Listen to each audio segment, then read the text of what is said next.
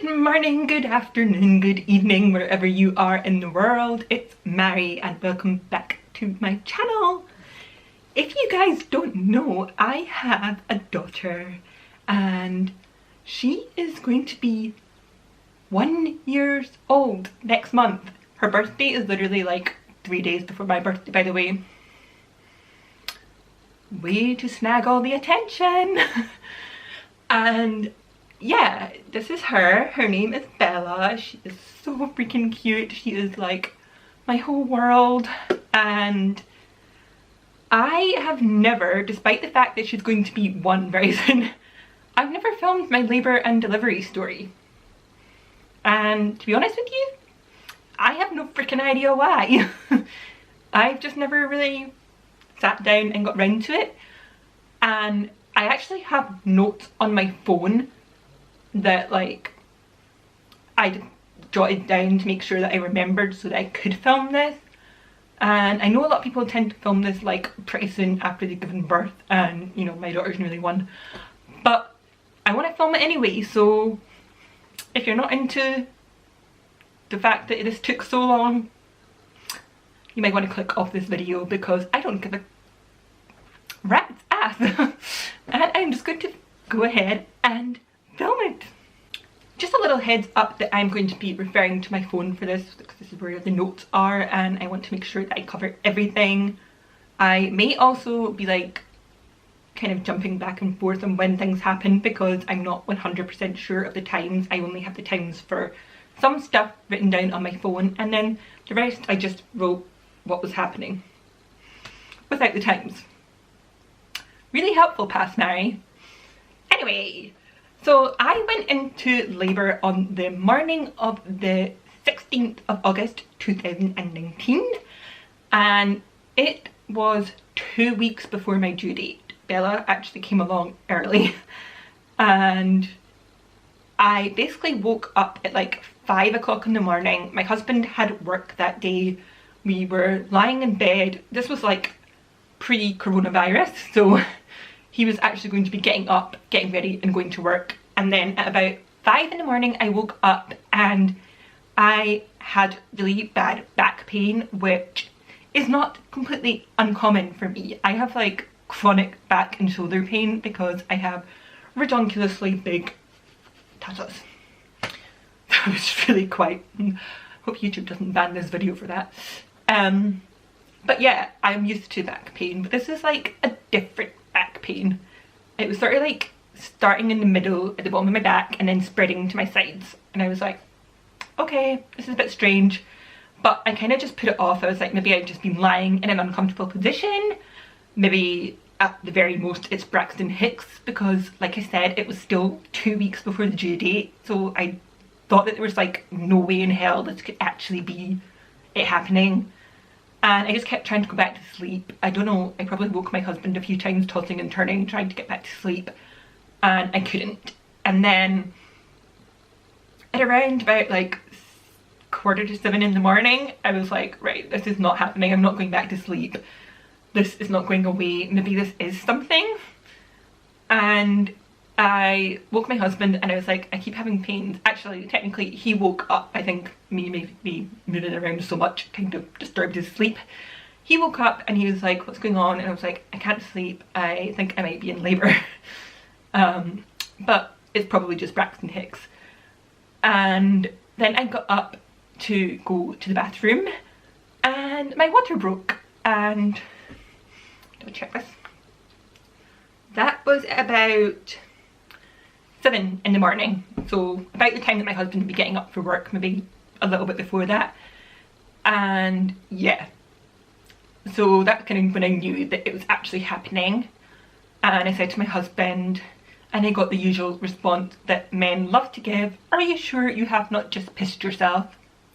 Yes, I'm pretty sure. I can tell the difference between peeing and this random liquid coming out of my body. This has gone a bit disturbing, sorry.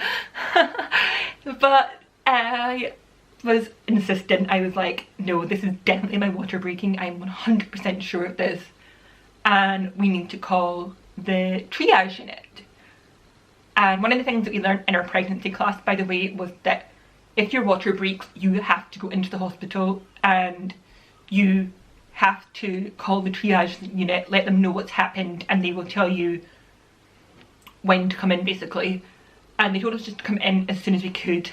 And this was a Friday morning, so I got in touch with my dad and I was like, hey, is there any chance that you could give us a lift? And I totally forgot that my dad is in partial retirement and he has Fridays off now. So he was enjoying a nice long lie. Rightly so. And he didn't hear his phone. He didn't get the message. So we kind of waited for a bit because, like I said, like the pain wasn't that much. It was mainly in my back. It's kind of started spreading around to my stomach, but it wasn't bad. So I knew that there wasn't like a huge rush. And when we called the triage unit, they weren't like, get in right now. They were just like, come in when you can. So we waited to hear back from my dad and we didn't hear back from him. So we eventually booked a taxi and headed into the hospital. And this taxi had to take like the longest route. It wasn't the guy's fault, the guy was lovely. He was apologising the whole time. But it had to take this really long route because there was roadworks and because I believe the schools had just gone back in. So like literally a couple of days beforehand the schools had started up again, and this was like right in the middle of like peak travel time for kids going to school. So he had to take this really winded kind of route, but we got there in the end, that's what matters. And we went up to the desk, told them why we were in, and then we had to wait for maybe like 10 minutes, I think. While we were waiting, this woman came in that was clearly in like established labour. She was in pain and she was really quiet, but she was like pacing and she was just like, and oh my god, that terrified me. That terrified the hell out of me. She looked like she was just ready to give up on everything, and I was like, oh my gosh, that's what's going to happen to me. And yes, thankfully she was taken away quite quickly, so I didn't have to watch her the whole time that we were waiting. But then one of the lovely midwives came out and she was super nice. She took us into her room. She basically double checked that my waters had broken, examined me. I think I was only like maybe like 1 centimetre dilated at this point. I really wasn't very far along at all, which I didn't think I would be because the pain wasn't that intense. It was uncomfortable, but I wasn't needing any kind of pain relief at that point. And yeah, she then put us in for an appointment for the next day, like early next morning, because once your water has broken, the chances of infection increase. So they give you like 24 hours to go into established labour by yourself, and if you don't, then they induce you. So just to be on the safe side, they booked an appointment for me to come in the next morning to be induced, just in case I didn't go into labour.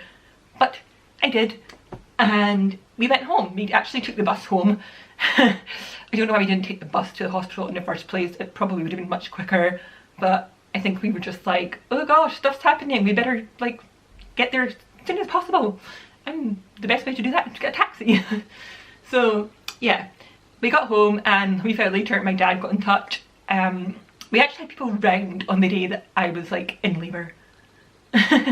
My sister-in-law and my gorgeous little nephew, they came round and they brought like this box of stuff. My sister-in-law is a midwife, by the way. She was a student midwife at the time, but she's now qualified. And she'd obviously also given birth before she had my nephew. So she brought like this hamper of like essential stuff. There was like chocolate, there was painkillers, there was like liners, breast pads, everything that you could possibly need, which was just as well because I had not bought the majority of this stuff by this point. I was like, there's still 2 weeks till the due date, most first babies are quite late, so plenty of time. Thank God for my sister-in-law.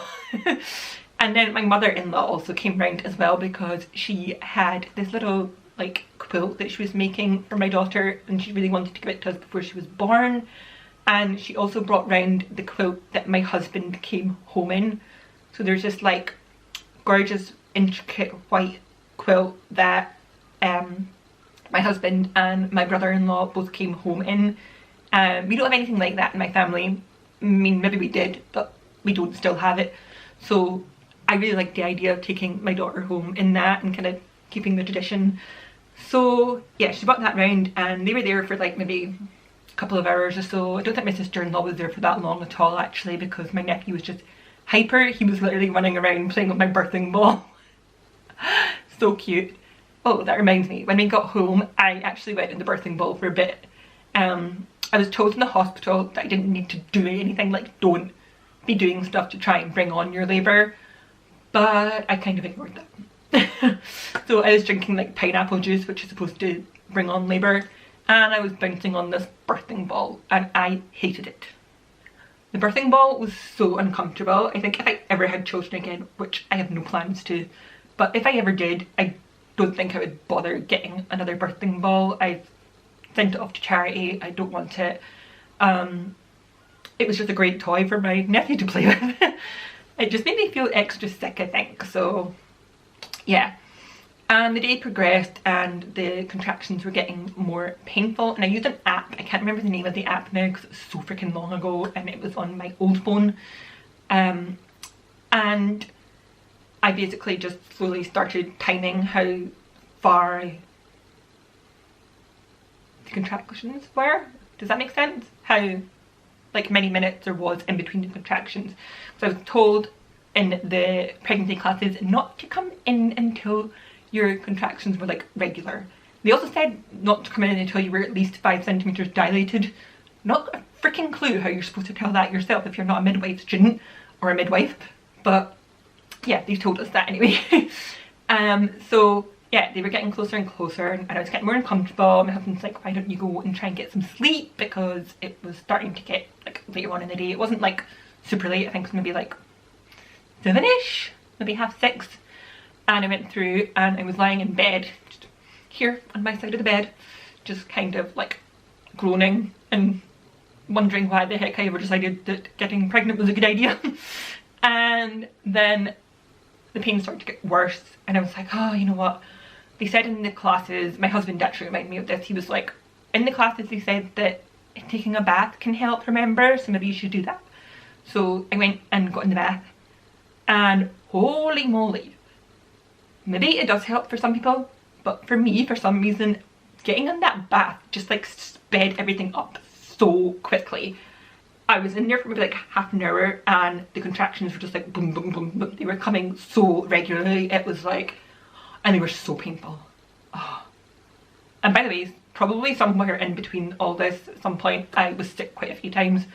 I don't know if that's just a pregnancy thing though, because with me, whenever I'm in like pain of any kind, I'm sick. Really, really annoying thing because I hate being sick, but it is what it is. So I was sick a few times and we'd kind of packed my hospital bag earlier on in the day when I was still a bit kind of like with it, because trust me, by this point I was like, no, I'm not doing this anymore, this is horrible. And I was basically like, I got out of the bath and I was like, we have to go to the hospital. My husband was like, are you sure that we're like far enough along? Do you think that they'll like not, they won't send us home? And I was like, I don't freaking care if they send us home. I'm not leaving until they give me some kind of pain relief. So by this point my dad had always been in touch because it was much later in the day, and he had said that like if I let him know when I was going into labour then he would drive me to the hospital. So he came and picked us up. I literally just threw on like the most random clothes. Like I had like my pyjamas and all this stuff that I bought for my hospital bag, and I threw on like one of my husband's t-shirts, no bra, which is really bad when you have boobs the size of mine, and a pair of leggings and like some scruffy shoes, and just got in my dad's car and went. And when we were like halfway there we realised that we'd forgotten the blue folder. If you're not in the UK you might not know what that is, but your blue folder you take with you to every pregnancy appointment. You get it at your first one and it's just like all the details of your pregnancy, all the details of how your baby has been growing, your birth plan is usually in there. And yeah, so halfway there we're like, oh, we've gotten this. And obviously the logical thing would have been to turn around and just go and get it and then head back to the hospital, but I was not having that. There was not a chance in hell that they were turning around with me still in that car. No, I needed the pain relief. I was getting in there. And so my lovely dad decided that he would go back, he would drop us off at the hospital, and then he'd go back and get it and bring it in and hand it in at the desk at triage for us, which he did, which was so good of him. Thank you, Dad. And yeah, he dropped us off and we went in, and oh my god. Seriously, they're not lying when you say that you've never felt pain like it in your life. It is horrible. It is really, really, really, really painful. And I was kind of like hunched over like at the front bit of the triage while we were waiting on somebody coming to get us, and then she came to get us and she was like, I need a urine sample, so if you go into the bathroom and do that, that would be great. By the way, be warned, at least here in the UK, they pretty much take a urine sample from you at like every single pregnancy appointment that you go to. I don't know why. I think it's to just double check that like your pH levels are okay or something. If you're like into chemistry, biology, all that stuff, you probably know what it is, but yeah. So I went into the little bathroom and did my business, and then I had to like curl up on the floor and be sick in the toilet. So I was like vomiting like crazy in the toilet. The pain was so much and I was just like, oh, the whole time. And this little poor midwife's knocking on the door like, Mary, are you okay? And I'm like, whoa, give me a minute.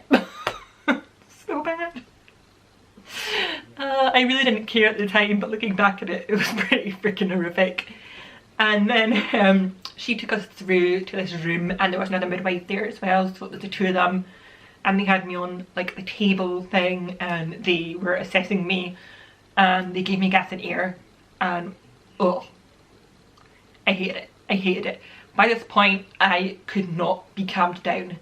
One of the midwives was kind of doing stuff and the other one, both lovely people by the way, but the other one was like, Mary, remember your breathing. Mary, just breathe. Mary, focus, breathe through it. And I was like seriously ready to punch this woman in the face. My husband's on the other side, keeping totally silent. He was like, I'm not saying a word because she will just strangle me. But yeah, this midwife, lovely lady, but wasn't the advice I needed at the time. I know it's what they're kind of told to do with everyone, I'd imagine, but I wasn't having it. And she kept trying to give me the gas in here. She's like, just try and take some more, you need to inhale and like take some. And I hated it. Like the second that I took the gas in air, my whole head was like fuzzy and I felt like I was like really, really, really drunk. I was like extra nauseous. It just made that 10 times worse for me. And I just didn't really want to take it at all. So she kept trying to give me and I was like, just keep it away from me, not happening. And then I believe I walked through to the room that I actually gave birth in. Can't totally remember that, let me check. Yeah, okay. I walked through to the room that I gave birth in very, very slowly. And then I met my lovely midwife that was the midwife that I had for the rest of the evening. She was thankfully there from when I went into after I gave birth, so that was great because obviously depending on when their shifts are, sometimes they change and you get a different midwife later on, and that was actually something that kind of worried me because I didn't want to get like to build like a relationship with one midwife and then have this other one come in and be like, and I don't know why it worried me because they're all lovely and like I would probably have been totally fine, and I was also extremely I just I was in too much pain to really give a toss. And yeah, so I went into that room, I got to lie down in the bed. I was kind of like lying and like, oh, everything's terrible. And my husband had this little handheld fan. That's a tip, by the way, if you're going into labour, bring your own like fan with you because the wards are kept really warm for the babies. And when you're in labour and you're in that much pain and you're like sweating, it is horrible. So I think for most of my labour, my husband was just there with the fan and I was like screaming at him every time he even moved slightly away from me. Every time like the fan moved away from my face, I was like, what the heck are you doing? Come back here. Yeah. It's amazing what pain can do to you. But we were in there for quite a while. I think we probably went through to that room around about like 9, maybe 9:15, and Bella wasn't born till like 3:45 in the morning. Oh my god, I can't remember when she was born. I think it was either 2:45 or 25 to 4 in the morning, one of those. And we got in there and she was like, so do you want the epidural? And I believe my response was, yes, give me the freaking pain relief. Again, lovely lady, so sorry. I'm assuming they're used to this. But she was like, right, well, I'll go and find out how long it'll be till you can get an epidural. So she went and she checked, and they were like, there's one other person before you that the guy has to give the woman, sorry, has to give the epidural to. And do you want some of the morphine in the meantime while you're waiting? So yeah, I was like, yes, give me that.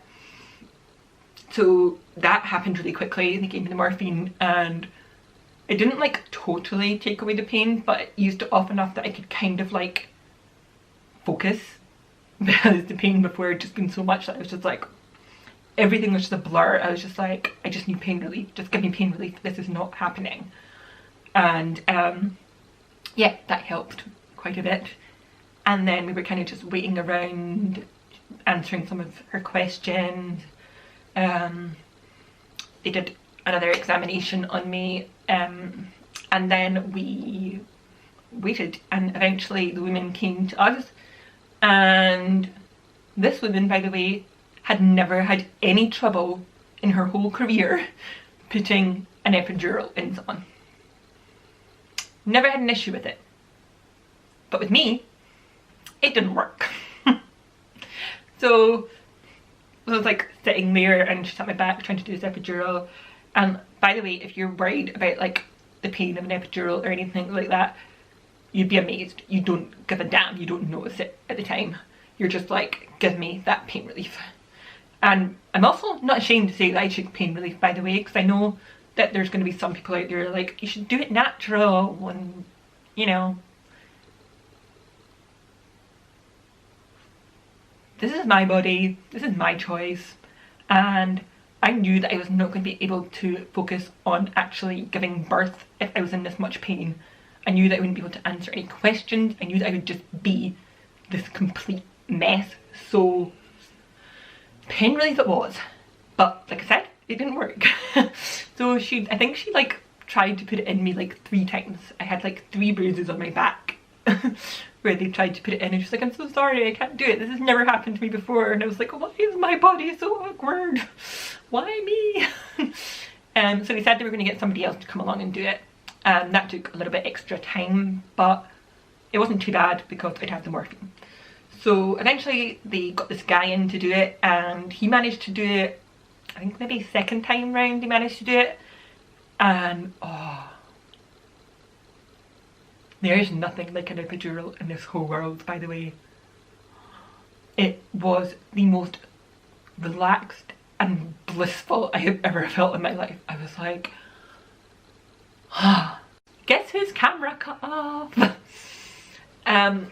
I don't really know how much my camera filmed before, so I'll just quickly repeat the last bit, which was that I got the epidural and it was great, and then I was able to kind of focus, and that was the best part about it.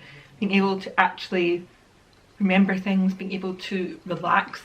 I really think that it's important that like before you get to the pushing stage of labour that you get a bit of rest, and that let me do that. There was times where I was like kind of drifting off a bit, but I didn't actually fall asleep. I wound up just chatting to my husband, spoke to the midwife a bit, apologised for if I screamed at her, which she said that I didn't, apparently. As far as I can recall, I screamed at quite a lot of people. But yeah, just like, just getting the chance to like relax and get my energy up again. And by this point, by the way, pretty much by the point that they put the epidural in, because it was directly after they did that they examined me, I was at 9 centimetres. and then they checked about half an hour later and I was like 10 centimetres, but the baby was still kind of high up, she wasn't totally down yet, so we had time, and they gave me one of these things that they call, I think they call them the peanuts, and it's like a birthing ball but it's in like a peanut shape, and basically I had to lie on my side with that between my legs and just chill until the little madam decided that she was going to move downwards. So that was a while. I'm not entirely sure exactly how long, my husband will know that, but it felt like hours. And then they came through, they examined me and they were like, okay, you're ready to start pushing. And I still couldn't feel anything, like the epidural was just amazing, and they had to like tell me when I was having contractions first, and I'd actually let the epidural ease off just a little bit in the hopes that I could kind of tell when I was having a contraction, which wound up working a wee bit later on. Like for the first few ones I couldn't tell, and then the epidural eased off a bit and I could tell when I was having a contraction. It was just like, it was like a mild cramp, it's the best way I can describe it really. And yeah, so according to my husband I pushed for about 30 minutes and then little beautiful baby Bella was born, and you would think that would be the end of the story. She didn't cry and I panicked. She was making little noises and stuff, and they put her on my chest and they were like rubbing her back, and she was just like making these little squeaky noises, and I was like, why is she not crying? Why is she not crying? And they were like, you might have to take her and put oxygen on her, and I was like, oh my god, there's something wrong with her. And like that kind of fear, I've never felt anything like that in my life. I was like, please, please, please don't let there be something wrong with her, please let her be okay. And then she was making like louder noises, she was kind of like almost like chatting away in little squeaky voices, and they were like, oh no, okay, she's fine, it's okay. Like, whew, thank God for that. So that passed, and I was kind of just lying in the bed with her on me. Sandy hadn't held her at this point, and they were like, we need to give you stitches, and I was like, go ahead, can't feel anything, don't give a damn. I'm just so relieved that she's okay. I'm so happy that she's here. This is like one of the actual best moment of my entire life, to be fair. And yeah, and then I don't really remember much, but it was a whole lot of chaos. There was suddenly like a lot of midwives and doctors and just people in the room, and they were putting like IVs in me, and I was sick into one of the little like bucket things that you get, and I was getting jags, IVs, people were down one end, people were up at my head. Sandy was like behind all these people, and it turns out that I was bleeding. I apparently lost about 2 litres of blood. But they got it all under control. The team, the midwives and the doctors and the nurses and whatnot were amazing. They got it all under control. And funnily enough, all the way through this, all I could think was, is Sandy okay? Is he alright? Sandy's my husband, by the way. I don't know if I explained that. But yeah, I was like, is he okay? Can somebody tell me if Sandy's okay? Sandy, are you okay? And totally bizarre, but I just, like, I had this image in my head that he was watching all this happening. He hadn't gotten to hold his daughter yet, and there was all this chaos going on in the room. It might have been like a bit for him, but they were keeping him updated. They were apparently keeping me updated, but like I was so out of it, I don't remember it. And basically, while all this was going on, I was just sat like this with her on my chest while they were like putting the IV and stuff into my hands, and like occasionally checking I was alright and stuff. And yeah, and then it was all over, and we ended up having to wait a bit because of the bleeding. We ended up having to wait quite a bit before we got moved up to the main ward. So when you give birth in the hospital that I was in, you have your own room for giving birth, but then once you've given birth and the doctors have checked you over and everything, you go up to the ward with all the other ladies and the babies. And yeah, we went up. I think we got there about like maybe 11:30 in the morning, so it was like 6-7 hours after Bella was born. And we sat for a wee bit, and then my husband went home because like he needed to get some rest. And we'd already heard from family, some of the family were going to be coming in later on at the visiting times, which was like 3 o'clock. So Bella was sleeping, so I ended up managing to get a few hours rest as well before they came. And then it was just like a bunch of family visiting, everyone oohing and eyeing over the baby, and yeah.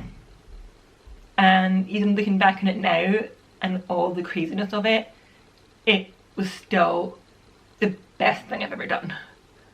It was like, it's really hard to explain because obviously you're in so much pain and that's horrible, but at the same time it is like the most amazing thing that I've ever done. And it was just so, it was so magical. It was like it's a complete miracle basically that this little human just came out of me, that like I grew her inside me and then gave birth to her, and then there she was. And you know, it'd been 9 months of waiting for that, so it was just bliss. I basically barely put her down for like the next month maybe. And now she's nearly 1 year old, and she's still as amazing and wonderful as she was when we first got to hold her, when we first met her, and I couldn't be happier. And that is my labour and delivery story. I apologise if this is very long, by the way, but there's a lot to go over in these kind of things, so oh well. Anyways, that is it for this video. Remember to give it a like if this is the kind of stuff that you like to hear about. If you would like me to do an update on Bella, I will do one when she turns 1 year old and tell you about all her little milestones and stuff, because I just love talking about her. She's just so perfect. And thanks for watching this video. Remember to follow me on social media. Just whack myself in the face there. And bye for now.